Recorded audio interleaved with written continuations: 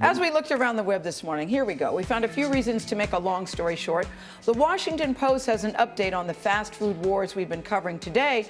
Burger King rolls out its biggest menu change since 1954. Wow. That's the year I was born. What a great year. It was a great year. It will have smoothies, chicken strips, and snack wraps. Even Burger King executives admit the new menu is very similar to McDonald's. Britain's Daily Mail has something to consider before you walk into a bar. Ladies, scientists confirm people appear more attractive after a few drinks. Yes, we're talking about beer goggles.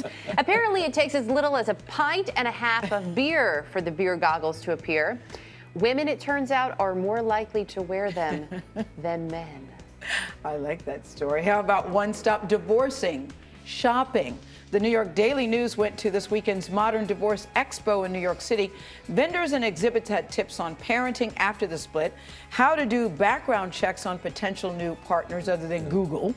They also had divorce rings for sale with inspirational messages inside. For those messages like ignore the beer goggles the next time you're out. That's right. In Britain, The Guardian tells us about Ashton Kutcher's next big product. The star of 2.5 Men has apparently agreed to play Steve Jobs in a new indie movie.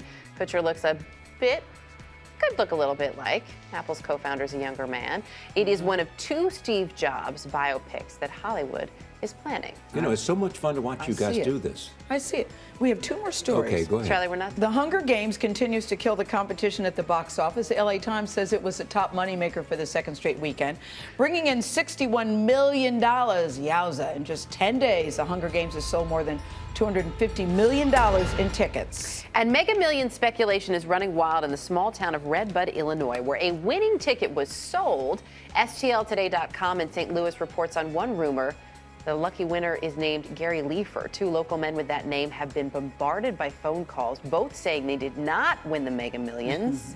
We can confirm, of course, that no one here on the staff won, even though we were all going to show up anyway. Yes. That's our long story short. We were all going to show up. And this is the thing, guys. If we had won, and you know this is true, people would not be happy for us. They go, why'd they win? Right. But you know what I did? What? I actually kept your ticket that you gave me, the $1 ticket or whatever it You cost. kept it? Charlie's I did, first lotto just ticket. to show my first lottery ticket and to just tell you that I cared Oh, thank deeply you. that you'd given me that, and in case I won, I would be able to prove it. Thank you, Charlie. That's Rose. very important. We can say this, though, if we had won in a group pool, we wouldn't try to do the okey doke that somebody is apparently doing at in Maryland. McDonald's, yes. What do we call that, the okey doke? The okey doke, where Okay. she was in a pool and then she says, no, that's not the pool ticket, that's my ticket. That's very... Yeah, we've heard that one before. That's crappy. It doesn't usually end that well. We would not do it that doesn't. here.